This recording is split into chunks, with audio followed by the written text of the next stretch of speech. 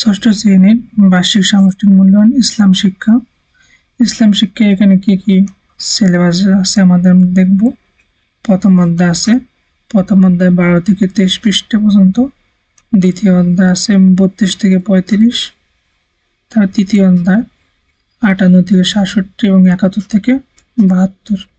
আর চতুর্থ অধ্যায় সম্পূর্ণ আছে 80 থেকে 97।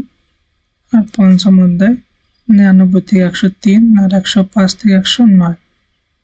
আর ষষ্ঠ অধ্যায় কি সম্পূর্ণ 110 থেকে 115।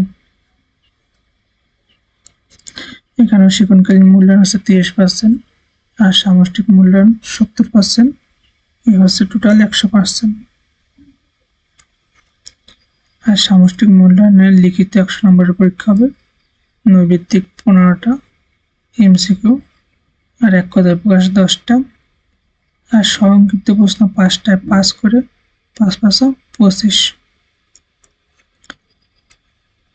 ঠিক আছে। আর রচনামূলক 10টা থাকবে।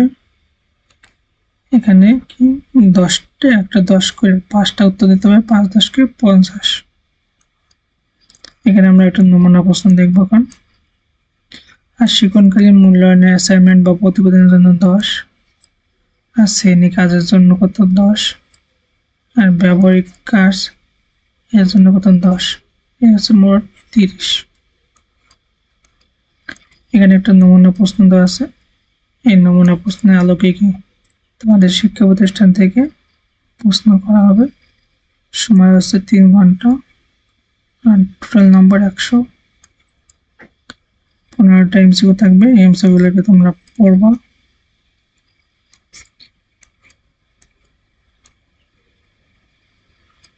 তারপর এখানে এক কথায় উত্তর 10টাতে আছে।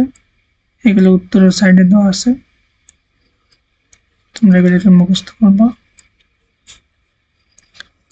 আর সংক্ষিপ্ত প্রশ্ন আছে 5টা, 5টা 5 5 25।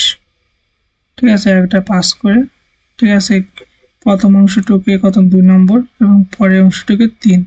এখানে নাম্বার দেওয়া আছে। তার রচনামূলক প্রশ্নে কি একটা 10 করে 5টায় 5 10 কে 50।